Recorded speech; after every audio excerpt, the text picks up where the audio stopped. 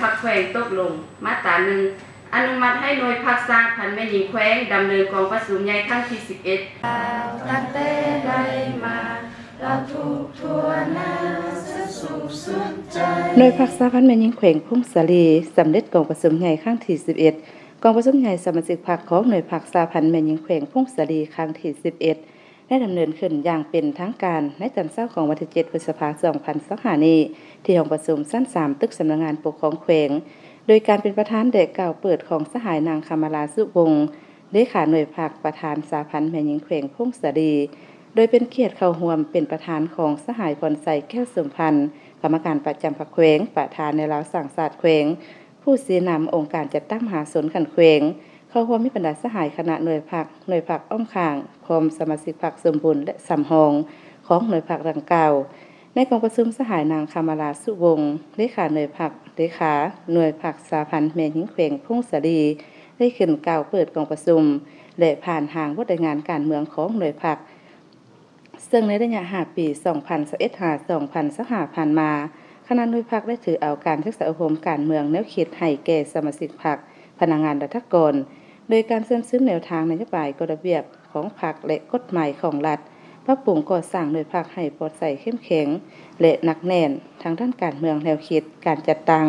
และแบบแผนวิธีเหตุเบียกนำพาการจัดตั้งปฏิบัติเบียกงานวิชาเฉพาะของ5แขนงการ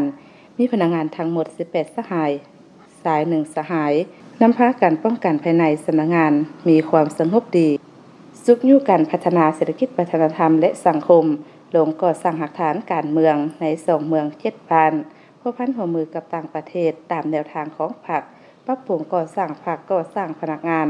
สามารถรักษาได้หน่วยพรรคปลอดภัยเข้มแข็งและหนักแน่น4 ปีเดือนติด5 ปีผ่านมา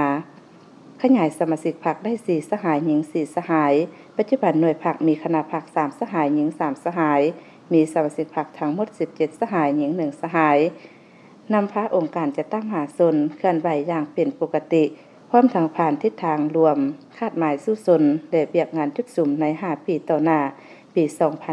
2026-2030ในกองประชุมยังได้ผ่านแผนพัฒนาของหน่วยพรรคจากนั้นคณะพรรคชุดเก่าได้ผ่านบทสำรวจการนำพารวมและกล่าวลาหน้าที่พร้อมทางดำเนินการปฏิบัติการเลือกเอาคณะพรรคชุดใหม่